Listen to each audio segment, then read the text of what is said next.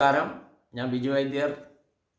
ഞാൻ ഇന്നിവിടെ പറയാൻ പോകുന്നത് നവഭാഷ സിന്ദൂരത്തെക്കുറിച്ചാണ്. നവഭാഷ സിന്ദൂരം ഏതൊരാളും ജീവിതത്തിൽ ഒരിക്കലെങ്കിലും കഴിച്ചിരിക്കേണ്ടതാണ്. അതായത് രോഗമില്ലാത്ത ഒരാളായാലും ജീവിതത്തിൽ ഒരിക്കലെങ്കിലും കഴിച്ചിരിക്കണം.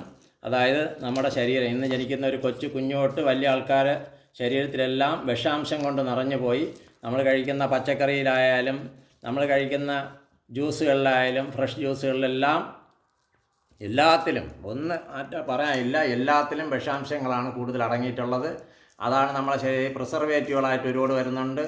ഇത് അതൊന്നും ചീത്തയാകാതെ ഇരിക്കാൻ, പച്ചക്കറിയും മറ്റുള്ള സാധനങ്ങളെല്ലാം ചീത്തയാകാതെ ഇരിക്കാൻ നമുക്ക് അവർ വിഷാംശങ്ങൾ ചേർത്താണ് വരുന്നത്. ഒരുപാട് നാൾ ഇരിക്കാൻ കരുതി അതെല്ലാം നമ്മളെ ഉള്ളിൽ നമ്മൾ എന്തൊക്കെ രീതിയിൽ നമ്മൾ വെള്ളവും ഇതിൽ ഉപ്പും മഞ്ഞപ്പൊടിയൊക്കെ ഇട്ട് കഴിയാൽ അതൊന്നും പോകത്തില്ല. അത് നമ്മളെ ശരീരത്തിൽ പോവും.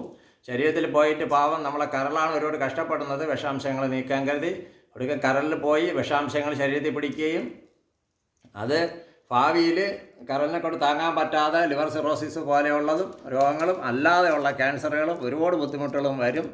അപ്പോൾ മനുഷ്യർക്ക് ശരീരത്തിൽ അടിഞ്ഞുകൂടിയ വിഷാംശങ്ങളെല്ലാം പുറന്തള്ളാൻ ഏറ്റവും ഉത്തമമായിട്ടുള്ള ഒരു മരുന്നാണ് നവഭാഷണ സിന്ദൂരം. അതുകൊണ്ട് രോഗം ഇല്ലാത്തവർക്ക് വരെ കഴിക്കാം. ഇതൊരു ടോണിക്കായിട്ടും ഇതൊരു കൽപ്പൌഷധമായിട്ടും ഇത് കഴിക്കാൻ പറ്റുന്നതാണ്.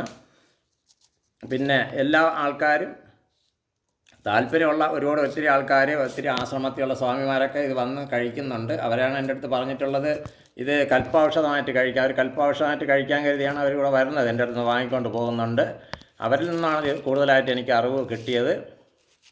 ഞങ്ങൾ തലമുറയോളം ഈ തലമുറ മാറി വന്ന ഒരു നമ്മുടേതായിട്ടുള്ള ഒരു നവഭാഷാണ കൂട്ടാണ് നമ്മുടെ കുടുംബത്തിലുള്ള.